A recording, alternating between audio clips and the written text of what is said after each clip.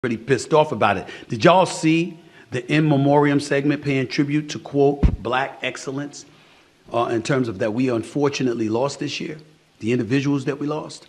The tribute included nods to luminaries like Clarence Avant, Willie Mays, Lou Gossett Jr., Dexter Scott King, just to name a few, okay? However, there was a notable silence from the crowd when the image of O.J. Simpson appeared on the big screen.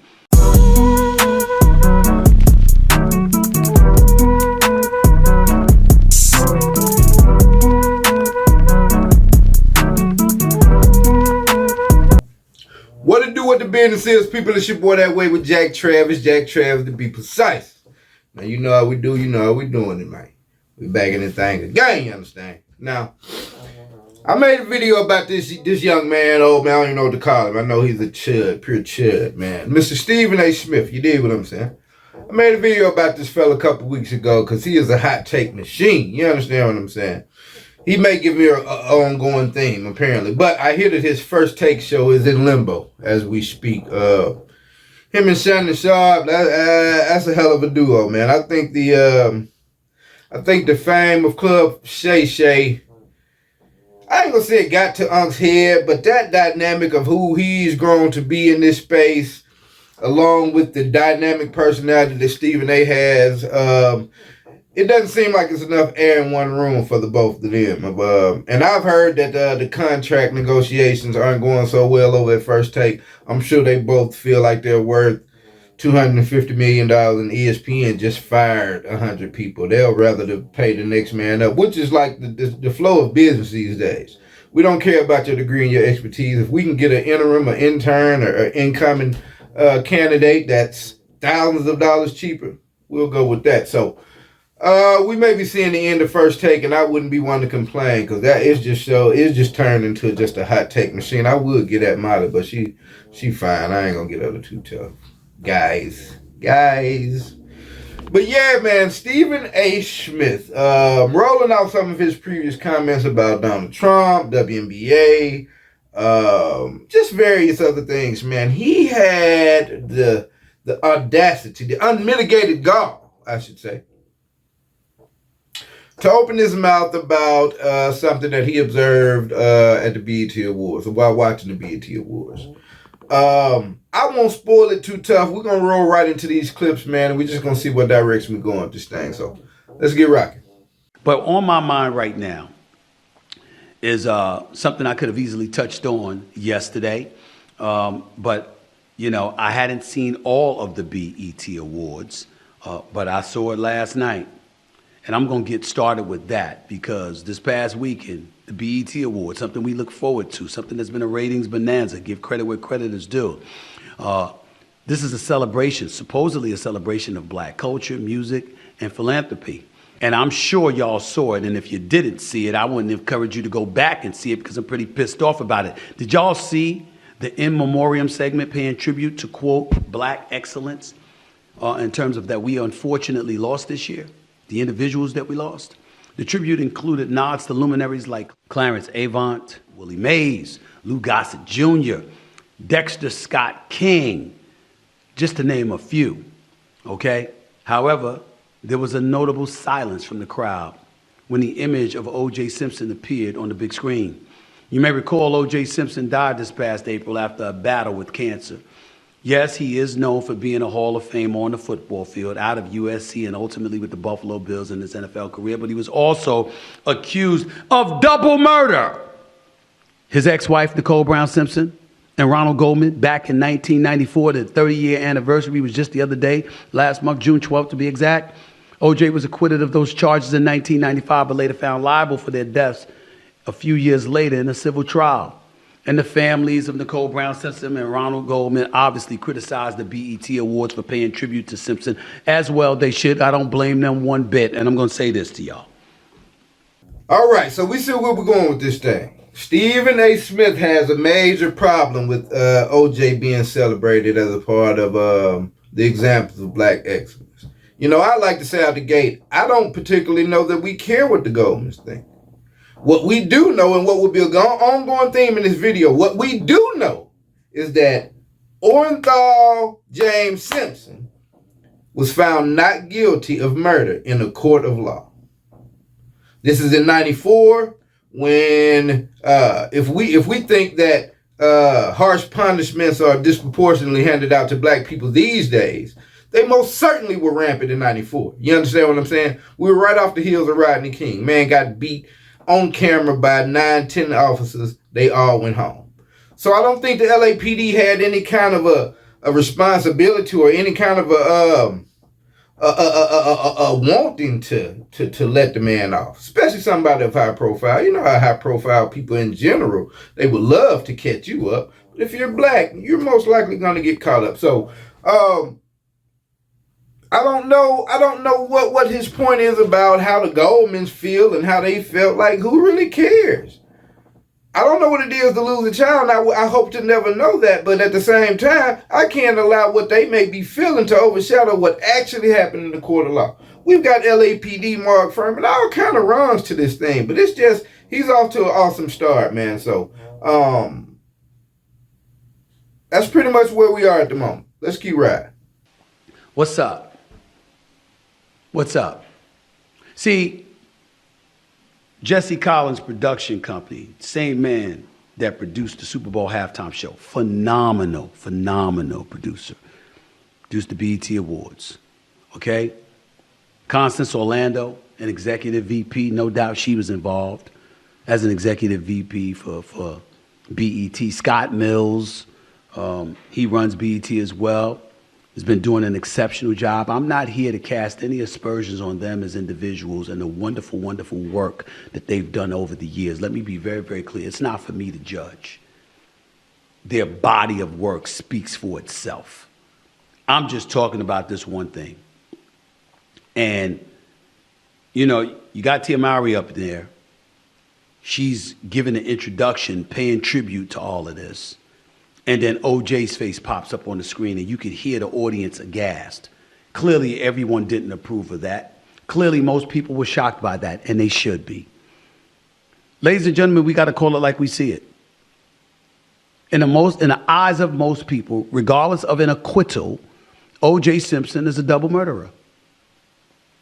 Yes, he ultimately was convicted in a civil trial and obliged to pay $33.5 million to the Goldman family, which he never really did till the day he died. Never happened. But we all viewed him as a double murderer. He was ostracized and considered a pariah by the vast majority of American citizens. Why? Because regardless of what people want us to believe, unlike most situations, unfortunately, we saw the trial. And yeah, the glove didn't fit, so you must acquit. And the late, great Johnny Cochran pulled that off. And I've had Carl Douglas, the famed attorney working on Johnny Cochran's team during the OJ trial, on this show on a few occasions. And he talked about the preponderance of evidence that validated a civil suit against O.J. Simpson, but not necessarily a criminal suit, because there were holes in the argument that were left by the LAPD and beyond, basically going out of their way to ensure that a person that was guilty in their eyes would be convicted, and it backfired on them. We know that story. But in the end, Nicole Brown Simpson is gone. Ronald Goldman is gone. The Brown family, is still around. The Goldman family, Fred Goldman, who I've always had a strong level of sympathy for, is still around. Here again, allow me to point out that Orenthal James Simpson was found not guilty in a court of law judged by 12 peers. Judge Ito presided over the whole affair. The nation watched this trial. You had a corrupt LAPD already out the gate. You had a racist Mark Furman that admitted to planting evidence and had admitted to using racial slurs repeatedly in the past, showing the obvious bias.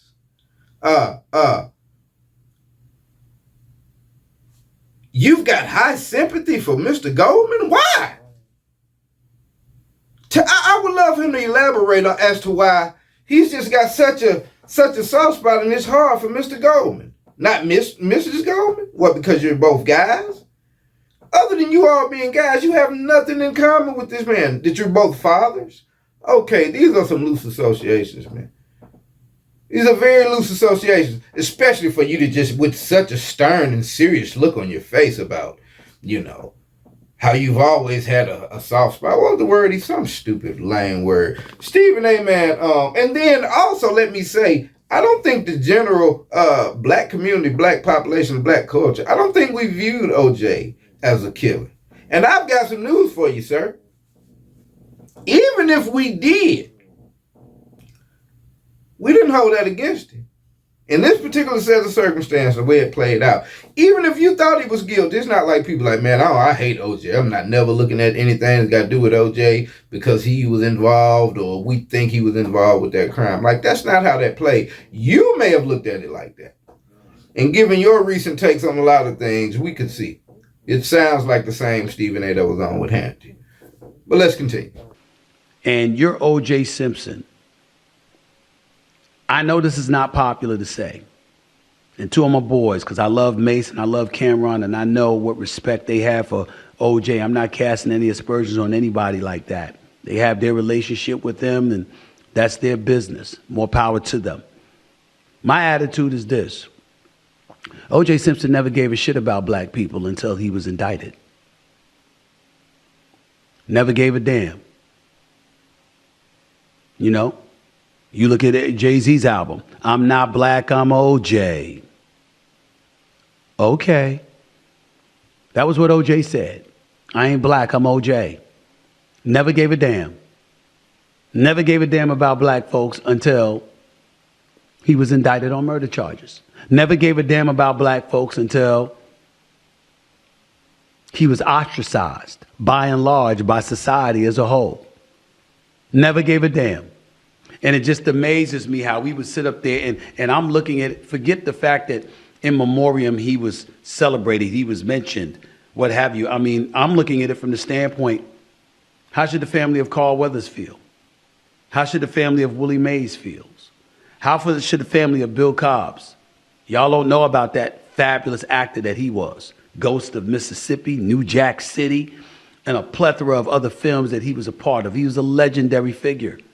How's his family supposed to feel when they're mentioned in the same breath as O.J. Simpson? You know what I mean? I ain't gonna hold you. Much respect to a lot of these actors, their families. I love that they love their loved ones. I appreciate some of the things that their loved ones have done. But quite frankly, brother, if they harbor the same feelings that you have, the feeling of being appalled because OJ was put up on the screen alongside them, if they harbor the same feelings, then we have the same smoke, or at least I can speak for myself. I have the same smoke for them. Because you know what they didn't do? Even if they felt that way, you know what they didn't do? They didn't jump on their podcast and their social media sites and make some stupid video about it, Stephen A. Quit trying to find people that you can throw into your hypothetical camaraderie train, bro. Because again, I say, if they harbor the same feelings about a dead man that was found not guilty in the court of law, then we have the same smoke for them. So that doesn't bolster your argument by pointing out how they may feel. We know how you feel. As far as we can tell, they feel just regular. Think about that for a second. This is the BET Awards. I mean, I know that it's no longer owned by Bob Johnson. I get that part. I understand that. I understand that in 2000, all right, I'm just pulling from my notes here to make sure that everybody knows that I kind of know. I'm going to do my research here. Paramount, then Viacom, 2000. They were sold by Bob Johnson for $3 billion. We get all of that. And I'm quite sure, I don't know this definitively, but it stands to reason that black folks ain't running Paramount. But you have black individuals in charge of BET, which is fair, which is the right thing to do. I'm just sitting up here absolutely positively flabbergasted that whether it's Scott Mills, whether it's Connie Orlando, whether it's Jesse Collins or whomever, how do we let that happen? Yeah, this one right here threw me off. So, okay, let's follow the logic train. So, he knows that BET is no longer owned by Bob Johnson, black guy. It was sold to a company ran by white people, right? He knows that. So, but then he's holding, okay, so the white people that, by his logic, most certainly thought OJ was guilty of murder. So you're saying these same white people felt some type of way compelled to add OJ to the commemoration list out of what? Disrespect? If they didn't like him, then it seemed like they wouldn't have suggested it. And the black people that actually work inside of BET may have suggested it in order for it to get on there. The black people that work for it, they may not like some things and all that, but at the end of the day, who you say owns it? So it doesn't matter what they like. We don't give a damn. This is the protocol. This is what's going on. So I don't follow the logic. The white people put it on to disrespect us. That doesn't make sense. If the white people didn't like it, didn't want it to go on, then when the black people brought the idea to them, they would have thumbs down it. So that just leads me to believe that no one had a problem with this going up but Stephen A. Simpson. How do we let that happen? And we got to call it like we see it. There's just no reason to celebrate this man. Okay, yeah, he should rest in peace. Sure, we should never talk about him again. Here's the bigger issue. We should never be given a reason to talk about him again. We certainly shouldn't be celebrating O.J. Simpson. I'm sorry. Not when two people were damn near decapitated. And he was the prime suspect. And we know that an overzealous police department effed up the case, which ultimately got him acquitted because he had one of the greatest lawyers this nation has ever known in Johnny Cochran, the late, great Johnny Cochran. O.J. never gave a damn.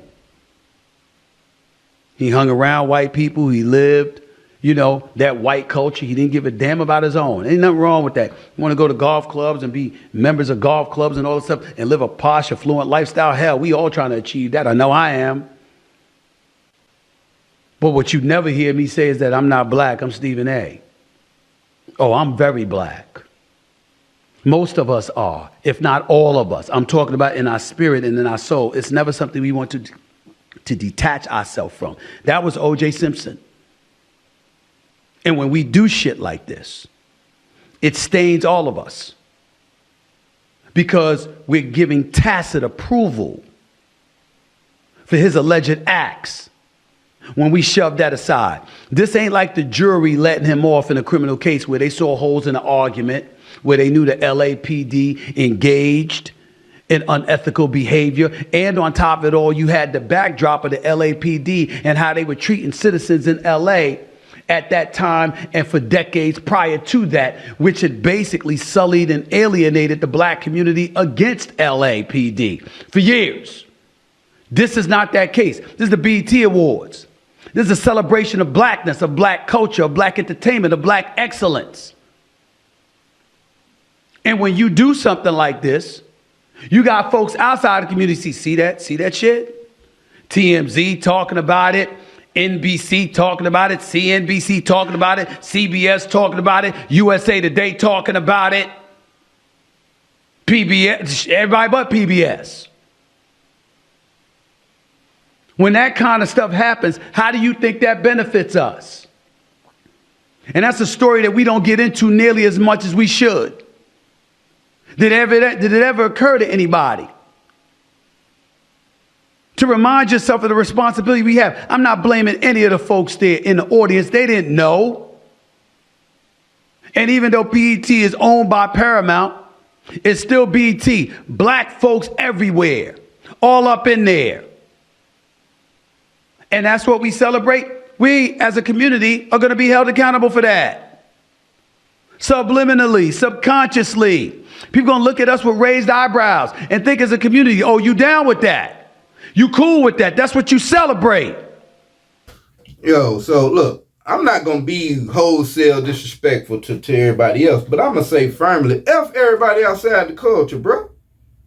Who cares what they think and what they think we celebrate? Because we can also look at these people that celebrate George Zimmerman and Kyle Rittenhouse, countless others, Donald Trump. Do you see how he's celebrated out here, man? Things that we can verify that he's done, that he was found guilty of, sir. So these same people that you're saying are just taking this and hook, line, and sinker, and just look at what the black people celebrate. How uncouth are they? Well, we could reverse that mirror, Jack. We can spin it right round. And then all bets off. So who cares? I guess somebody like you, because, I don't know how black you deem yourself to be, but Max Kellerman was telling the gods, he did God's work when he told you that he just may be blacker than you, Stephen A. I don't get him. I sincerely hope that first take is out of here, man, because we had enough of Stephen A, man. We have had enough of him. You are not of the community, bro. I'm telling you. You are not of the community. And I just got to be the one to break it to you, man. I hate to be the bearer of bad news, but we getting ready to wrap this thing up. Let's get into the last part of it, man. Let's go. The collective whole is what matters. Not one individual. God rest his soul. God will deal with him because God knows what he did and what he didn't do. It ain't for me to judge or anybody else to judge, but we saw what we saw. The trial was televised. His actions and his dismissiveness and disassociation and distance from the black community was self-inflicted. He created that. He wanted nothing to do with us. Where's this affinity for him? Where's the evidence that he ever gave a shit about us? I just don't understand. And I think that when it comes to something like that, you got to guard against that. I'd love to know if Tia Mowry knew anything about that. Because had that been me, and they asked me to MC that segment, and I saw that OJ was a part of it, I would not have done it. And if I was on that stage and his face popped up, I would have been mic'd up on camera and I would have been like, I don't know whose idea that was, but I don't have anything to do with that. I didn't know. That's what I would have said. Now, everybody ain't me, and I understand that. And I'm not judging in regards to her or anybody else. I'm just saying, come on. Come on.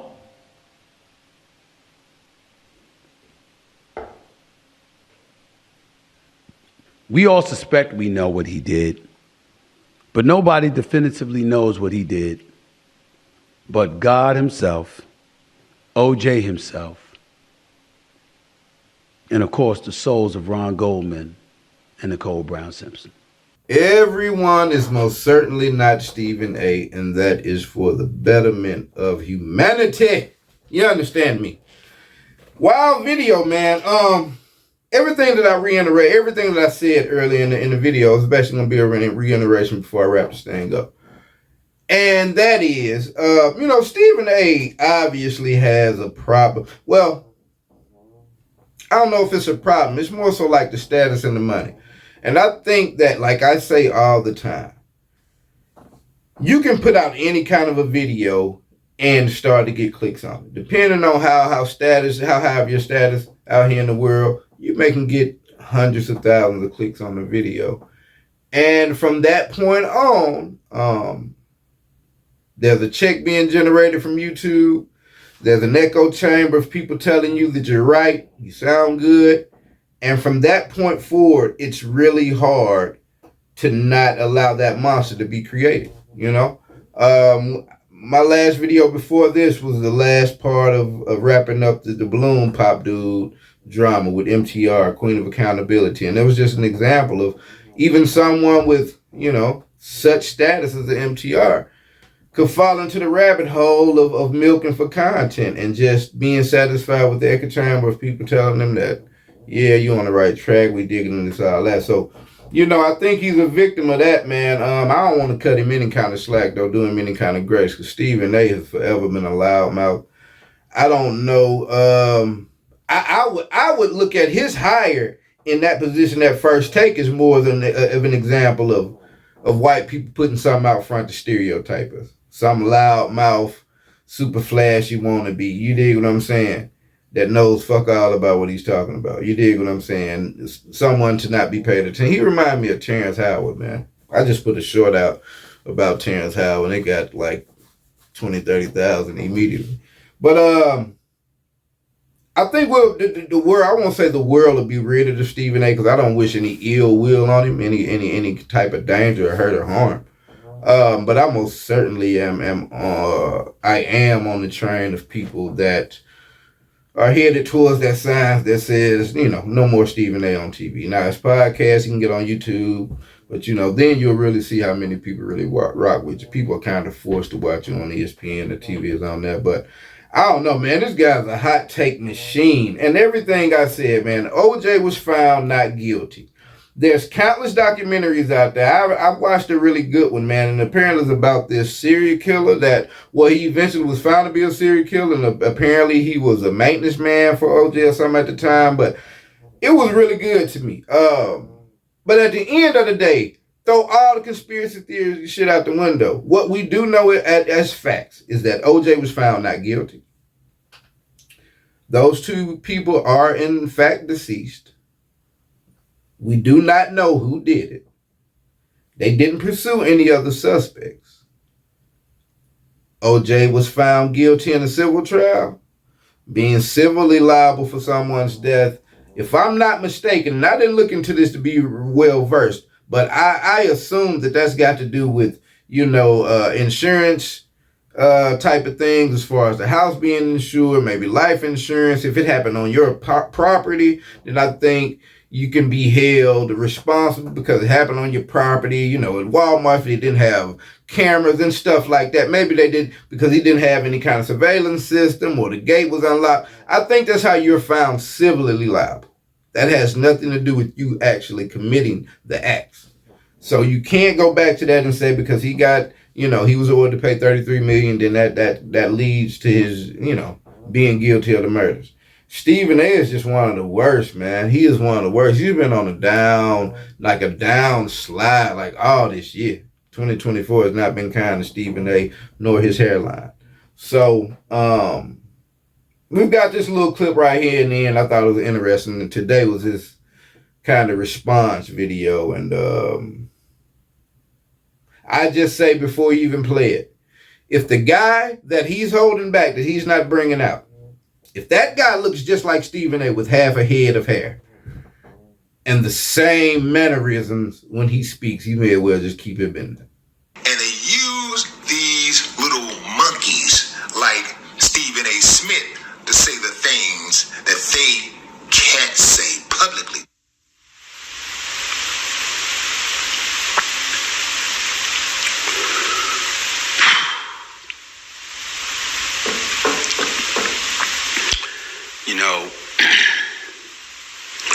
I'll confess, sometimes it's really, really hard to not let that other part of this brother out of me. Because he has no relevance out in the real world. Ain't gonna do him no favor. So with that said, man, we'll get into this last clip, and this has been That Way with Jack Travis, man. I'll get to y'all soon. Loud. There's just certain shit you don't say about black people. Because to Willie D, to Faison, make no mistake about it, I'm not scared. Not even a little bit. I'm gonna attack this one piece at a time, so everybody knows where I'm coming from, and I'm gonna strive to restrain myself from bringing out that dude in me. I'm gonna strive to do it.